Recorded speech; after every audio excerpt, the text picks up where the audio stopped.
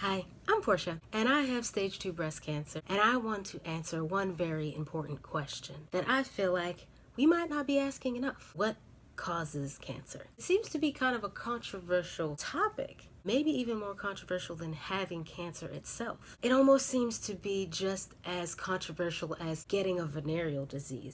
That's how it feels for some reason when you ask the question, how did I get this? Where did it come from? I can say without a doubt that I am one of the least likely people to ever get cancer. I'm young, 28 years old, no family history of breast cancer in my immediate family, and even the people in my external family who do have breast cancer, they don't have the type of breast cancer that I have, which is triple negative, which is not caused by hormones. Every other woman that I know has hormonal based cancers. I also eat very healthy. All of my numbers come up great. Blood pressure, heart rate, body mass index. I don't smoke, I don't drink coffee, soda. Rarely will I drink some tea. For all intents and purposes, I am healthy as shit. I also do not have the gene that makes you more likely to develop breast cancer, known as the BRCA1 and 2 gene. I don't have it. So why do I have cancer? Contrary to what some people like to tell me and to tell themselves, it didn't just spontaneously happen. I wasn't just unlucky. I truly believe that there is a physical cause for my environment, for my food, for my drink. It's somewhere. Because I truly don't believe that the universe is so sporadic, so random as to create a response with no stimulus. That's Science 101 for you. So to answer the question of what causes cancer, you have to know what cancer is. Now, I don't claim to be a doctor, nor am I a scientist, not a biochemist, none of that shit. But I do know, especially when it comes to breast cancer, it works like most things in life do. When there's a stimulus, there's a response. There is a carcinogen, which is an element in this world that is known to cause cancer, comes into contact with you, like asbestos, fumes from cigarettes, or something radioactive. When that comes into contact with you, that's the stimulus. The response is for your cells to, in scientific terms, freak the fuck out. And it disrupts the part of the cell that wants to die. So your cells essentially become vampires or zombies. They want to live forever. They keep living and they keep growing and they keep growing until they kill you or you get rid of it. Now, of course, there are the ideas that you could have genetic predisposition to having your cells malfunction and not want to die. I get that. However, given the fact that I have no family history, that I am so young, and that everything in my body works properly, on top of the fact that I do not have any of the genetic mutations, that does not seem to be the case for me. Therefore, there must be something that gave me cancer. There has to be a carcinogen that I was exposed to. Before people realized that asbestos was a carcinogen and it was fucking people up and giving people mesothelioma and lung cancer and all kinds of things like that, before people knew that, there were all of these people who were out here just doing their job, just insulating homes, unaware, day in and day out, 8, 10, 12 hours, just breathing in that asbestos air. Then someone asked the question, what causes this cancer? Then we began to investigate, draw lines, and realize, oh, it's actually this thing that's in this home, which probably was a pretty radical idea to think, right? Something that's in your home. Your home is supposed to be your safe haven.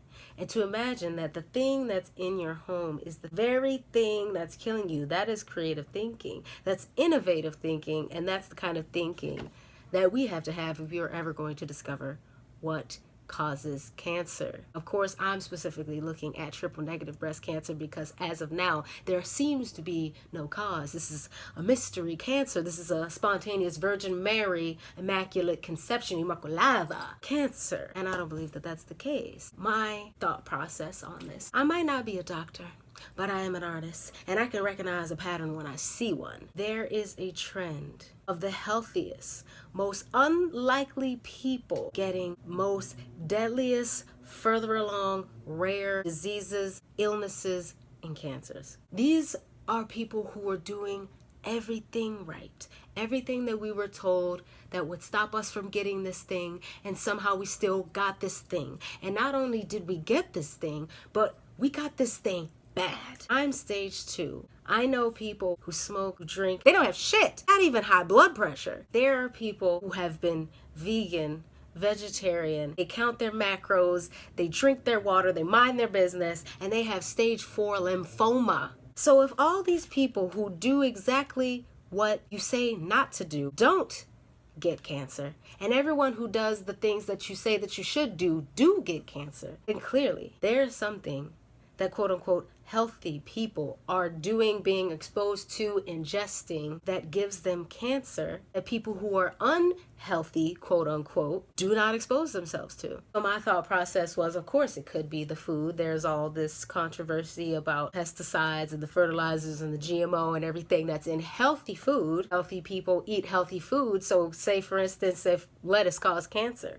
all these people out here eating salads, like if salad is what's giving people cancer, then yes, of course, the people who eat the salad will get the cancer. They might not have high blood pressure, they might not have diabetes, but they sure enough have mesothelioma. How about it? On the other hand, you have people here won't touch a salad, won't look at a salad. What is a salad? That's just an example, of course. I don't think that lettuce gives you cancer necessarily. Although that romaine lettuce scare had us fucked up. Had you looking at your romaine lettuce different. But clearly there's something that healthy people are exposed to on a significant level that is making them vulnerable to these illnesses that unhealthy people are not being exposed to. Don't have to be a doctor to see that. There are people in my family who are literally on crack. They don't have shit. They are fine, aside from obviously the clear mental issues of being addicted to crack. But aside from that, their physical came up great. And yet I'm the one with cancer. So I will say that I am an intuitive person, and I did have an intuitive voice tell me as I was drinking bottled water that it's in the water. So, okay, I can't just listen to a voice. I have to do my own research. I'm a researcher. So I put into my little search engine, water and breast cancer. And I came up with some really interesting results. First of all, there are very strong links between water and breast cancer. Now, let's back it up. I do not mean water as in H2O. H2O is life. We are made of 70% water. The earth is 70% water. H2O by itself is not the problem. It's the things that leach themselves into the water and then you drink and put into your body. Now, if we think about water being the potential cause, it would match up with the theory, because healthy people are pushed to drink water. Like, we are told, drink water, drink water, drink water, drink water. And that's what we do because we are told that that's what we should do. If you want to be healthy, if you want to avoid having illnesses, you drink water. On the other hand, there are people in this world who will not touch a water, who will not look at a water. Don't give me that nasty shit. I swear to God, I won't taste it. Don't put it on my tongue. Unless it's lemonade, unless it's Coca-Cola, unless it's alcohol. I don't want to look at it. I don't want to smell it. And these motherfuckers live to the ripe old age of 127, y'all. There's a reason why everybody has a grandparent who smoked for 100 years, who only drank a can of Busch beer and lemonade, and they ain't get shit. There's a reason. So no, I do not believe that drinking water by itself will cause cancer. That's stupid. But I do believe, and Erin Brockovich herself believed, that there are things in the water that will fuck you up. In fact, back in the day, and I want to give you some dates, but I'm not quite sure on the dates, people didn't actually even drink water. I want to say medieval period, potentially even into the Renaissance, maybe even as late as the Victorian era. People didn't drink water on its own because it was too polluted to drink. Now, it's not that far of a stretch for even in modern times to believe that water can hurt you. If anyone has ever gone to Mexico, hello, gotta tell y'all that story in one of my videos. If you've ever been to Mexico and people tell you don't drink the water, they're not trying to be cute. This water will fuck you up and it can kill you. Water can be lethal. So it's not too far of a hop and a skip and a stretch to believe that something in water can also cause cancer, because it sure can cause projectile diarrhea, let me tell you. What did my research find? There are 3 big contaminants in water that seem to be connected to First of all, cancer in general, but also to breast cancer. One is radon. I had to look that one up. I never heard of radon. Number two, asbestos. The third is arsenic. I would imagine that we know that both asbestos and arsenic are bad.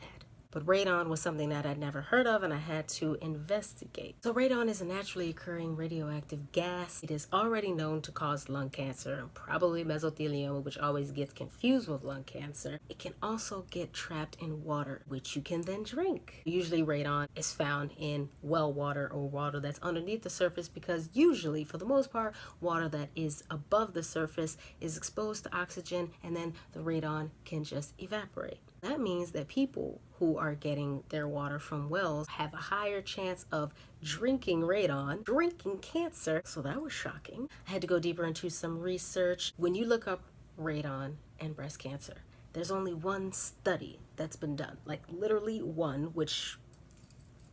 why? But in this study, they found that there doesn't seem to be a correlation between hormonal-based breast cancer and radon, but there does seem to suggest a correlation between radon and non-hormonal breast cancer, i.e. triple negative breast cancer, i.e. the kind of breast cancer that I have. Isn't that interesting? And I think that's grounds for further investigation, but who the fuck am I? They also made the correlation that more people on the western part of the United States had breast cancer than on the eastern side of the United States.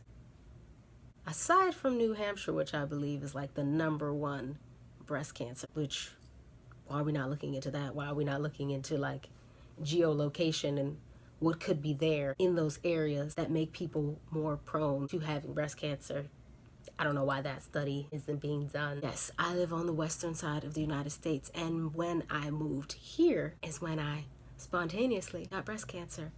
I do not think that's a coincidence. So what the study was doing is that it was looking at areas that tested high for radon and seeing if there was a correlation between having a higher level of radon exposure and potentially having more breast cancer cases. But my thing is, not everybody gets their water from that specific state. I live in California. Most of our bottled water comes from different places, comes from different states who have different levels of radon and different chemicals in the water. So just because you live in Iowa doesn't mean you get your water from Iowa. You could get your water from California. You could get your water from Kansas. Oh my God. And they have a whole different water system. So that's definitely something that I feel like should be taken into account. There are definitely certain phenomena in certain places. Like for instance, Baltimore. Baltimore is known for lead poisoning. We got a lot of lead, which leads to a lot of people having ADHD and impaired executive functioning. And if you don't know what that is where you physically, literally, mentally cannot make the right decision. You have violent tendencies, you have outbursts, you're extremely spontaneous, you are not aware of your actions and the consequences. You cannot make the connection. And what does that lead to? That leads to violence. That leads to violent crime. Baltimore is one of the most dangerous cities. And it shouldn't be, considering how many people we have there. We should not have this much murder per capita. It literally doesn't make sense. But it does make sense because of our notorious history with lead and lead poisoning. So you have to look at the area, what it's offering, what it's bringing, what's around it to fully paint the picture. If you're using one way of thinking, we could miss out on the actual pattern that is here. I'm gonna keep researching because I don't have all the pieces to the puzzle. But I wanna know what you guys think. Have you done any research? I'm going to keep putting my theories out as I learn more, but as of right now, I truly believe that the contaminants in the water is a big reason for why I developed breast cancer. Especially because I drink water like it's nobody's business. Thanks for watching. If you're like really curious about this topic or you felt like I really had a lot of validity in what I was saying, make sure you like it. Share it with somebody so we can get this discussion going, because I truly believe that it is a part of my destiny for me to uncover what causes cancer. I can't do it by myself. I only have my knowledge, but all of your knowledge will really help. Other than that, I see y'all later. Bye.